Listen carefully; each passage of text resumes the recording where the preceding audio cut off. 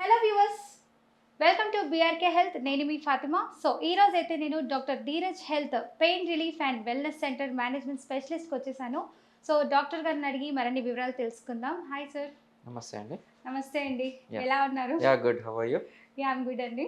ఇప్పుడు చాలా మంది అయితే బ్యాక్ పెయిన్ ఇష్యూస్తో ప్రాబ్లమ్ ఫేస్ చేస్తున్నారు. హ్మ్. కొంతమంది సాఫ్ట్వేర్ ఆఫీస్లో అంటే కూర్చొని వర్క్ చేయడం వల్ల, ఇంకొంతమంది జిమ్కి వెళ్తూ ఉంటారు, వెయిట్స్ లిఫ్ట్ చేయలేకపోతారు. హ్మ్. సో ఎత్తినప్పుడు ప్రాబ్లమ్ ఫేస్ చేస్తున్నారు, పెయిన్ వచ్చేస్తుంది, బ్యాక్ పెయిన్ పట్టేస్తుంది అంటున్నారు. హ్మ్. సో ఈ ఇష్యూస్ ఎందుకు వస్తాయి, అసలు ఎలా మొదలవుతుంది? సో, బ్యాక్ పెయిన్ అనేది వేగ్ టర్మ్. అంటే బ్యాక్ పెయిన్‌లో వచ్చే కారణాలు చాలా ఉంటాయి. ఉమ్, మజిల్స్ ఏమైనా డ్యామేజ్ అయినా, టెండోన్ లిగమెంట్స్ ఏమైనా ఇంజ్యూరీ అయినా, ఆర్ ఎముకల్లో వీక్‌నెస్ ఉన్న ఆస్టియోపోరోసిస్ ఉన్నా గానీ, ఆర్ ఫ్రాక్చర్ అయినా గానీ పెయిన్ వచ్చే ఛాన్స్ ఉంటది. ఉమ్, బట్ ఎక్కువగా చూసుకునేది ఏంటంటే డిస్క్ బల్జ్ అయినా గానీ, డిస్క్‌లో క్రాక్ అయినా గానీ, నర్వ్ మీద కంప్రెషన్ అయ్యి సయాటికా లక్షణాలు అంటే నడు నుంచి కాళ్ళ వరకు తిమ్మిరి రావడం, ఉమ్, ఇలాగ రకరకాల కారణాలు ఉంటాయన్నమాట. సో, బ్యాక్ పెయిన్‌లో ఎక్కువగా యంగ్ అడల్ట్స్‌లోకి ఈ మధ్య చూసిన సాఫ్ట్‌వేర్ పీపుల్‌లో. సో, ఎక్కువగా ముందుకు వంగడం, బరువులెత్తడం, కాన్స్టాంట్ ఒకటే పొజిషన్‌లో కూర్చోడం.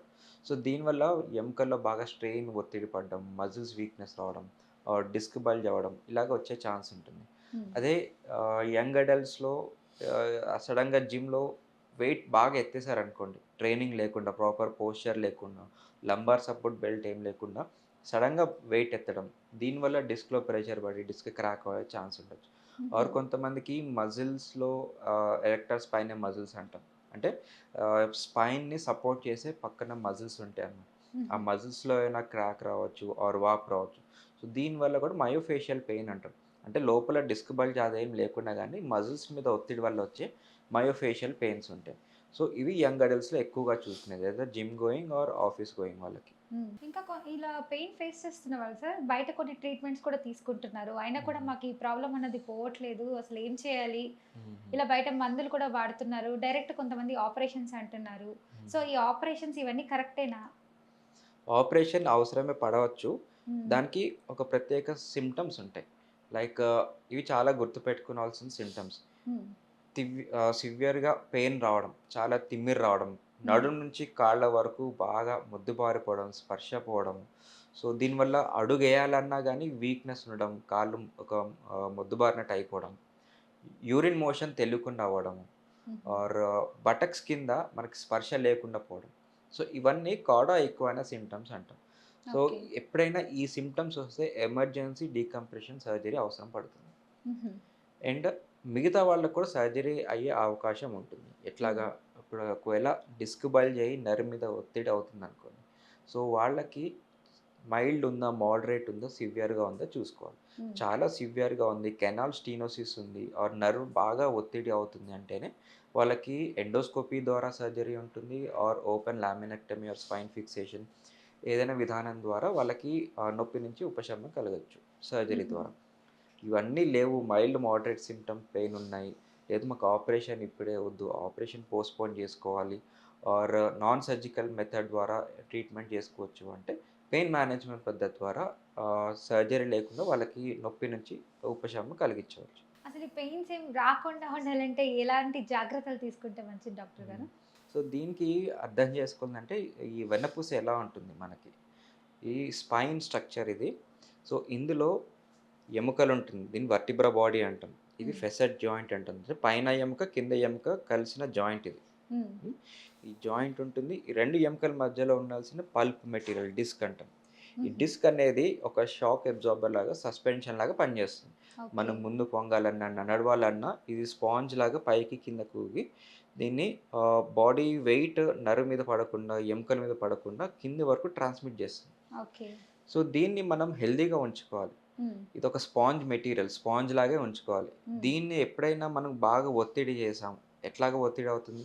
కాన్స్టాంట్‌గా ముందుకు వంగడం. సో, దీనివల్ల ఇట్లా ప్రెషర్ పడ్డం. హ్మ్. ఎప్పుడైతే కాన్స్టాంట్‌గా ముందుకు వంగి గంటలు, గంటలు కూర్చున్నామనుకోండి, దీంట్లోకి న్యూట్రిషన్ అనేది లోపలికెళ్ళదు. లోపలున్న వేస్ట్ మెటీరియల్ బయటికి రాదు. ఓకే. ఇదొక స్పాంజ్ లాగా ఉంటుంది. చెప్పాను హ్మ్. గదా! సో, స్పాంజ్ మనకి పైకి, కిందకి చేస్తేనే దీనిలో న్యూట్రిషన్ లోపలికి రావడము, వేస్ట్ సబ్స్టెన్సెస్ బయటకు రావడం జరుగుతుంది. సో ఎప్పుడైతే ఈ మూమెంట్స్ కదలికలు లేవు, ఎక్కువ ముందుకు వంగడం ఆర్ సడన్గా బరువు ఎత్తడం వల్ల లోపల ఇంట్రాడిస్కల్ ప్రెషర్ ఎక్కువ అవుతుంది. సో ప్రెషర్ ఎక్కువైనప్పుడు డెసికేషన్, డిస్క్ క్రాక్ అవ్వడం, యాన్యులార్ టేర్ అవ్వడము. సో దీనివల్ల నర్వ్ కంప్రెషన్ అవ్వచ్చు, డిస్క్ డీజనరేషన్ అవుతుంది. అంటే లోపల వాటర్ ఆర్ పల్ప్ మెటీరియల్ అంతా ఇంకిపోయి హార్డ్గా అవుతుంది అనమాట. డిస్క్ డీజనరేషన్ అంటాం. ఆర్ డిస్క్ బల్జ్, లోపల పల్ప్ వచ్చి నర్వ్ మీద ఒత్తిడైనా కానీ నడు నుంచి కింద వరకు పెయిన్ వచ్చే అవకాశం ఉంటుంది. సో మెయిన్గా జాగ్రత్త తీసుకోవాల్సింది ముందుకు వంగడం, బరువులు ఎత్తడం, కాన్స్టాంట్గా ఎక్కువసేపు కూర్చోవడం. సో ఇవి అవాయిడ్ చేయాలి. ఇది పొజిషన్స్. అండ్ అగైన్ మజిల్స్ అనేది స్టిఫ్గా లేకపోయినా, హార్డ్గా లేకపోయినా కానీ పెయిన్ వచ్చే ఆస్కారం ఉంటుంది. So strengthening exercises important. Calcium, magnesium and vitamin D. So ఇవన్నీ రెగ్యులర్గా మోతాదులో తీసుకుంటే ఇవన్నీ పెయిన్స్ రాకుండా ఉంటుంది. సార్ ఇప్పుడు చాలా మంది పెయిన్తో మీ దగ్గరకు వస్తుంటారు పేషెంట్స్. సో వాళ్ళకి ఎలాంటి ట్రీట్మెంట్ ఇస్తూ ఉంటారు మీరు? సో నొప్పికి మూల కారణం ఏంటని ఒకసారి ఇన్వెస్టిగేట్ చేయాలి. అంటే క్లినికల్ ఎగ్జామినేషన్ హిస్టరీ వైజ్ వాళ్ళకి నొప్పి ఎప్పటి నుంచి వస్తుంది, ఏ ఏ రీజియన్లో నొప్పి వస్తుంది, ఎప్పటి నుంచి నొప్పి వస్తుంది, ఎంత తీవ్రతగా ఉంది, ఆ నొప్పి 0 to 10 స్కోరింగ్లో వాళ్ళకి ఎంతగా ఇబ్బంది పెడుతున్నారు డైలీ చేసే పనుల్లో. సో నొప్పి తక్కువగా ఉన్నప్పుడు నొప్పికి మనం పెద్ద పెద్ద ట్రీట్మెంట్ చేయాల్సిన అవసరం లేదు.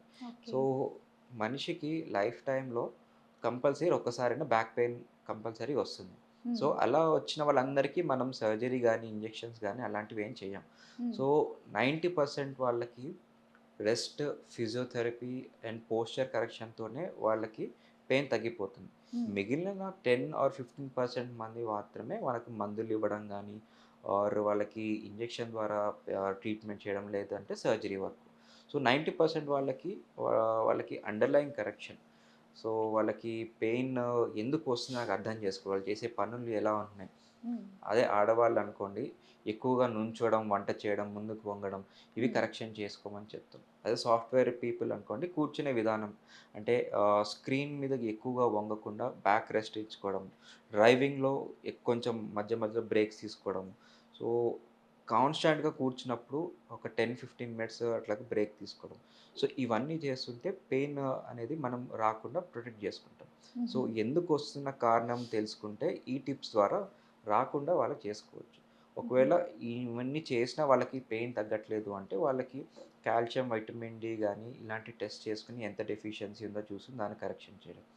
లేదు అంటే ఎక్స్రే కానీ, ఎంఆర్ఐ, స్పైన్ చేసుకుంటే ఎక్కడ డ్యామేజ్ ఉంది, డిస్క్ బల్జ్ ఎంతవరకు అయింది, నర్వ్ కంప్రెషన్ ఎంత ఎక్కువగా ఉంది. సో దీంతోటి మనకి సర్జరీ అవసరమా, నాన్ సర్జికల్ ట్రీట్మెంట్తో సరిపోతుందా చూసుకోవాలి. సో ఇలాగా వేరియస్ ఆస్పెక్ట్స్లో చూస్తాం. చాలా మంది పెయిన్ ఫేస్ చేస్తున్నారు, మెడికల్ షాప్కి వెళ్తారు. సో ఏదో ఒక టాబ్లెట్ ఇచ్చేస్తారు, డోలో అని చెప్పి ఇలా కొన్ని టాబ్లెట్స్ ఫీవర్కి సంబంధించి అంటారు, దీని పెయిన్కి కూడా సంబంధించిన ప్రాబ్లం ఉండదు, వాడచ్చు అంటారు. మరి అలా టాబ్లెట్స్ వాడచ్చా? ఓవర్ ద కౌంటర్ లభించే మెడిసిన్స్ ఏవీను లాంగ్ టర్మ్లో తీసుకోవద్దు. మనకి పెయిన్ కిల్లర్ సపోజ్ తీసుకున్నారనుకోండి, 3 to 4 days or 5 days maximum తీసుకోవాలి. అలా అని చెప్పి రోజు తరచుగా తీసుకునే ఉంటే వాళ్ళకి కిడ్నీ డ్యామేజ్ అవుతుంది. సో బ్యాక్ పెయిన్ తగ్గకపోవడంతో పాటు అడిషనల్గా కిడ్నీ కూడా డ్యామేజ్ అవుతుంది. సో ఎప్పుడైనా నొప్పి తగ్గట్లేదు, ఇంట్లో ఎంత చిట్కాలు పాటించిన వాళ్ళు తగ్గట్లేదు అంటే డాక్టర్ గారిని కలిస్తే వాళ్ళకి ఎందుకు వస్తుంది కారణం తెలుసుకుని దానికి కావాల్సిన ప్రత్యేక ట్రీట్మెంట్ వాళ్ళకి తీసుకోవాలన్నమాట. సార్ ఇప్పుడు మన హాస్పిటల్లో ఈ ట్రీట్మెంట్స్ పెయిన్ మేనేజ్మెంట్కి సంబంధించి సో ఎలాంటి ట్రీట్మెంట్స్ ఇస్తున్నారు కొత్తగా, ఇంకేమేమి వచ్చున్నాయి? మనకి పేషెంట్ కండిషన్ బట్టి pain management non surgical treatments ఉంటుంది. అంటే ఇందులో ఎటువంటి కోత కానీ స్టిచ్ ఏం పడకుండానే డే కేర్ ట్రీట్మెంట్, మార్నింగ్ వచ్చి ఆఫ్టర్నూన్ వెళ్ళిపోయే విధంగా ఇలాంటి చికిత్సలు ఉంటాయి అన్నమాట. సో సపోజ్ డిస్క్ బల్జ్ కానీ ఆర్ నర్వ్ కంప్రెషన్ అయ్యి ఆర్ డిస్క్ డీజనరేషన్ అంటుంది. సో వాళ్ళకి ఎక్స్రే విజన్ ద్వారా ఎక్కడైతే డ్యామేజ్ పార్ట్ ఉందో అక్కడ ఇంజెక్షన్ చేసే ట్రీట్మెంట్ లాగా ఉంటుంది. రీజనరేటివ్ థెరపీ లాగా ఉంటుంది. అంటే స్టెమ్ సెల్స్ కానీ ఆర్ పిఆర్పి ఇంజెక్షన్ ద్వారా డిస్క్ డ్యామేజ్ని కంట్రోల్ చేసేలాగా ఉంటుంది. అదే నర్వ్ కంప్రెషన్ ఒత్తిడి ఉందనుకోండి, వాళ్ళకి మనము నర్వ్ రూట్ బ్లాక్ అంటాం, selective nerve root block. So ఇది ఎక్స్రే విజన్ ద్వారా నర్వ్ నుంచి వచ్చే పెయిన్ని ఆపడానికి చేసే ట్రీట్మెంట్. సో అలాగే లేజర్ ఉంటుంది. డిస్క్ లేజర్ డీకంప్రెషన్ అంటాం. హుహు. సో, దీనివల్ల కూడా డిస్క్ బల్జ్ అయ్యేది ఇంకా ష్రింక్ అవుతుంది. నర్వ్ మీద ఒత్తిడి తగ్గుతుంది. ఓకే. అదేవిధంగా డిస్క్ ఓజోన్ ఇంజెక్షన్ అంటాం. సో, ఇలాగ రకరకాలుగా ఎటువంటి శస్త్రచికిత్స లేకుండానే చిన్న మత్తు సూది ఇచ్చి ఆ మత్తులోంచే మనము నీడిల్ ద్వారా ఎక్స్‌రే విజన్ చూసుకొని ఎక్కడైతే డ్యామేజ్ సైట్ ఉందో అక్కడ మనం చేసే ట్రీట్మెంట్. హుహు. సో, ఇది ఒక పేషెంట్ మార్నింగ్ వస్తే ఆఫ్టర్‌నూన్ ఎళ్ళిపోయి మళ్ళీ లాంగ్ టర్మ్ పెయిన్ రిలీఫే పొందవచ్చు. సో, వీటితో ఓకే. పాటు ఫిజియోథెరపీ, ఎక్సర్‌సైజెస్ అండ్ మెడికేషన్స్ వాడుతుంటే దీర్ఘకాలికంగా వాళ్ళకి నొప్పి నుంచి ఉపశమనం కలుగుతుంది. ఓకే. నిజంగా సార్ బయట చాలా మార్కెట్‌లో చూస్తే హాస్పిటల్స్‌లో డబ్బులు తీసేసుకుంటారు. ఆపరేషన్స్ చేస్తారు. అయినా కూడా అది నయం కావట్లేదని చాలామంది అంటున్నారు. బట్ హ్మ్. మీ దగ్గరైతే చాలా మంచి ట్రీట్మెంట్స్ అయితే అవైలబుల్ ఉన్నాయని చెప్తున్నారు. So, thank you so much sir. So, ప్రతి ఒక్కరికి తెలుస్తుంది ఈ వీడియో చూసి. థ్యాంక్ యూ అండి. చాలా మంచిగా చెప్పారు. Thank you.